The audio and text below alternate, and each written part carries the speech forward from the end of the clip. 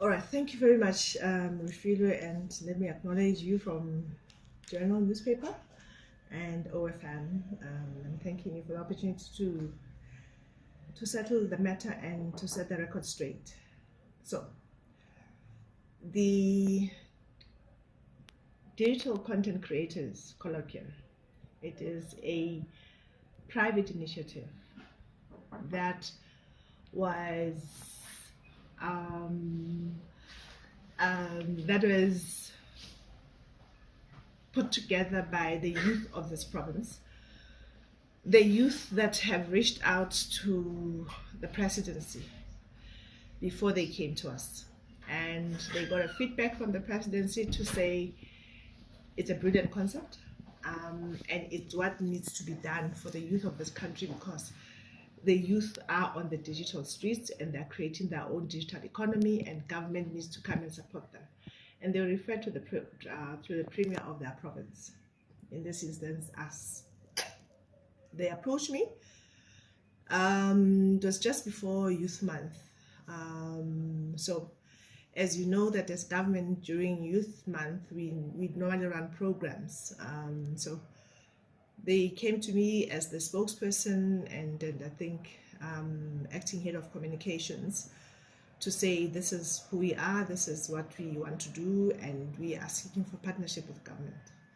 And then I then said to them, it's a program of special programs under the youth unit. So we'll partner with the youth unit to see how we can be able to collaborate with you as government. Fast forward, we then committed that it will be part of our Youth Month program, which was approved by both FORHOT. FORHOT is a forum of HODs in the province, where they made presentations as well, and it was approved by EXCO, which was presented by the Special Programs Unit at EXCO, which is a sitting where the Premier and the MEC sit as part of our Youth Month.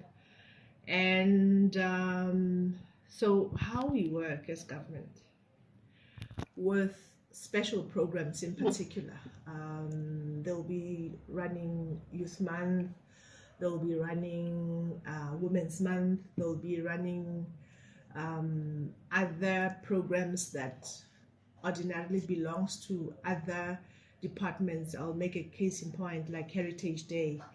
We ran it jointly with the Department of Arts and Culture, because that's where it belongs, because they did not have adequate funding for this year to do the Heritage Day. So we'll then devise a collaborative effort to making sure that the program happens, where each and every department will be asked to contribute something towards the success of the program. Whether you contribute stage, you'll contribute catering, you'll contribute videography, you'll contribute, all the elements that makes the success of the program. So we have been working that way, and it was not going to be for the first time we do it that way with the colloquium, which was part of the youth program for the Youth Month. So the program got postponed from June.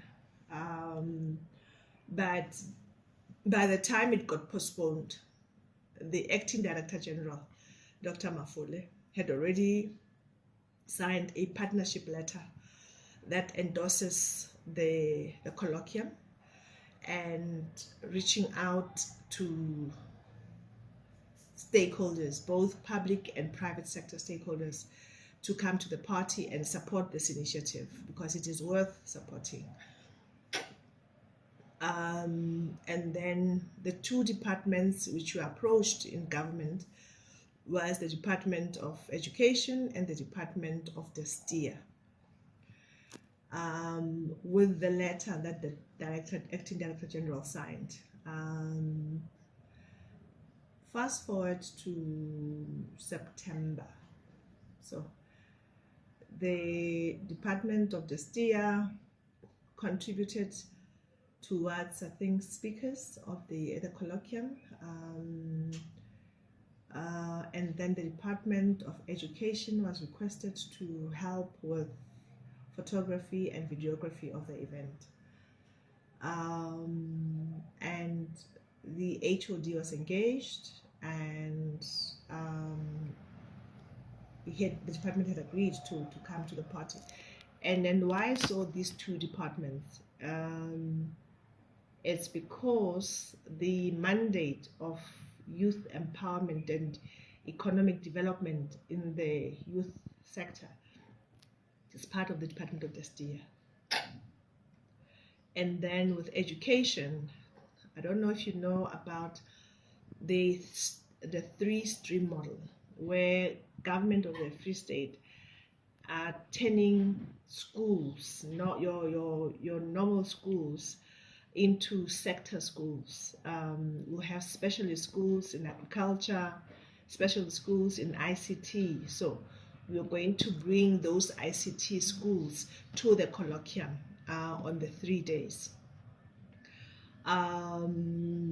So that's how the relevance of the Department of Education, so that those kids who are now in ICT schools can get exposure in terms of digital content creation, the information that's going to be shared, and then engage with the sector players who are part of this industry, which is a multi-billion industry, digital content creation. And we also reached out to the Parliament's Portfolio Committee on Digital Technologies and Communications.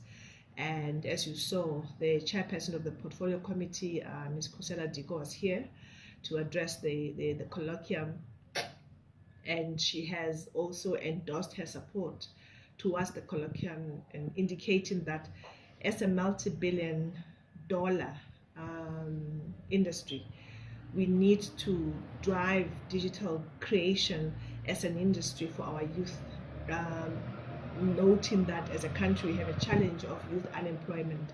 So this can be another way that government helps our youth to be their own economic creators, and then supporting them in that regard.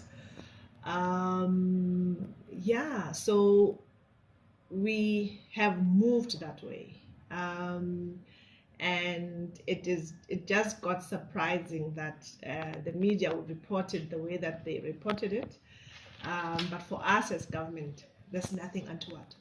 We have done it before on a couple of projects where we go the integrated approach in making sure that programs of government gets to be successful and gets to be done in that manner, because we all know that we are all under financial constraint as government. So fiscal containment is a key element of it, and that's why then we sourcing help from each and every department to make a program a success.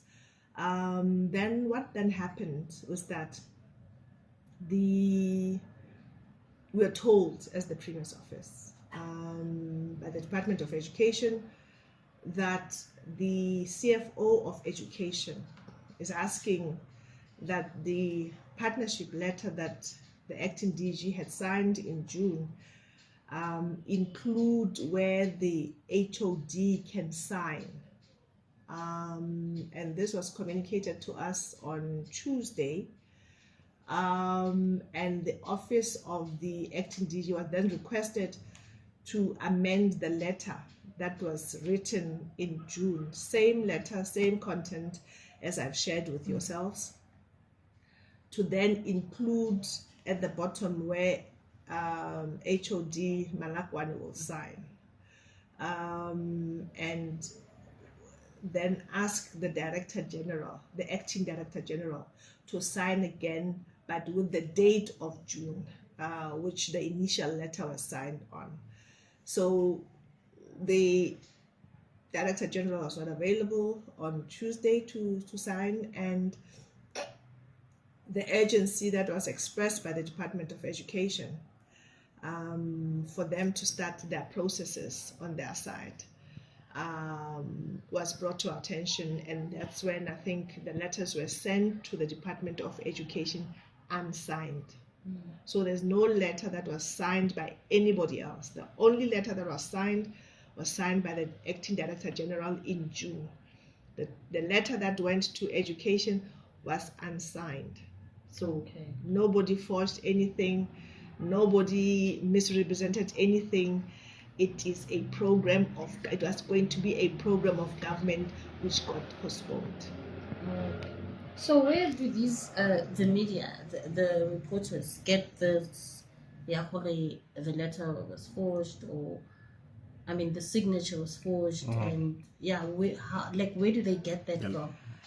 Look, there's clearly a campaign against this so-called spokesperson and then acting head of communications of the province in myself, because truth be told, I came into this province and I found a lot of things that were done wrong, and government's money being spent erroneously. And when you stop certain things that are wrong to be done correct, and you kind of like closing the taps, then you become the enemy of the state. And that is when the campaign mounted. In March, if you remember well, one of my initial projects was to put together the summit, the Community Media Summit. Community Media Summit, which was aimed at resuscitating community media in the Free State Province, which was a deadbeat. And we felt as government, because we are the creators of community media through MDDA, which is an entity of government, we need to resuscitate community media in the Free State to make sure that they become part of the media mix that this government uses as it communicates to the people.